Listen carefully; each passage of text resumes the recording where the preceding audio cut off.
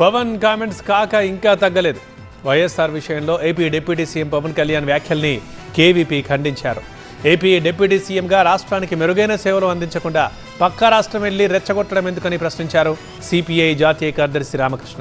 మరోవైపు తెలంగాణ విషయంలో కించపరిచే వ్యాఖ్యలు ఎవరు చేసినా తాము ఖండిస్తామంటున్నారు బీజేపీ తెలంగాణ చీఫ్ రామచంద్రరావు. ఈరోజు కాంగ్రెస్ నాయకులు ఎవరో మాట్లాడుతూ ఉన్నారు, నువ్వేమి ఎలా వస్తావు చూస్తామని. ఇలాంటి ప్రగల్భాలే వైఎస్ రాజశేఖర రెడ్డి గారు ముఖ్యమంత్రిగా ఉన్నప్పుడు కాంగ్రెస్ యువజన కాంగ్రెస్ వాళ్ళు ఇలాగే మాట్లాడారు. ఆ రోజున తన్ని తగలేసాం ప్రతి ఒక్కరు వచ్చిన వాళ్ళు గుర్తుపెట్టుకోకండి. ఆ రోజు నాకు నిలబడిన తెలంగాణ యువత నిలబడ్డారు, బస్తీలో నుంచి ఉస్మానియా నుంచి వచ్చిన వాళ్ళు నిలబడ్డారు. ఆ రోజున రాజలింగం గారికి తెలుసు. ఆ రోజు కూడా చెప్పారు ఎలా వస్తుంది. నేను చెప్పా ఇలాగే ఇంటికి వస్తామని బెదిరించి, ఆఫీస్కి వస్తామని బెదిరిస్తే ఇంటి ముందు చేరేసి కూర్చున్నా. ఆంధ్రప్రదేశ్ డిప్యూటీ సీఎం పవన్ కళ్యాణ్ పై ఆగ్రహం వ్యక్తం చేశారు కేవీపీ రామచంద్రరావు. పవన్ వ్యాఖ్యలను ఖండిస్తూ ఘాటు లేఖ రాశారు. వైఎస్ఆర్ విషయంలో పవన్ వ్యాఖ్యలను ఖండించారు. వైఎస్ఆర్ కు వైసీపీకి ఎలాంటి సంబంధం లేదన్నారు. వైఎస్ సీఎంగా ఉన్నప్పుడు పవన్ పై ఎలాంటి కేసులు పెట్టలేదన్నారు. వైఎస్ కేసులు పెట్టమన్నారన్న పోలీస్ అధికారికి లై డిటెక్టర్ టెస్ట్ చేయాలన్నారు కేవీపీ.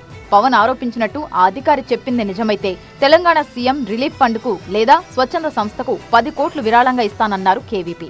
వైఎస్ చనిపోయిన 17 ఏళ్ల తర్వాత కూడా ఆయనపై ఆరోపణలు చేయడం అవివేకమన్నారు. పవన్ కళ్యాణ్ ను ఏపీ ప్రజలు డిప్యూటీ సీఎంగా చేస్తే ఈ రాష్ట్ర ఎజెండాను పక్కన పెట్టి తెలంగాణ వెళ్లి బీజేపీ ఎజెండా ఎత్తుకొని ప్రజలను రెచ్చగొట్టడం సరికాదన్నారు సిపిఐ నేత రామకృష్ణ.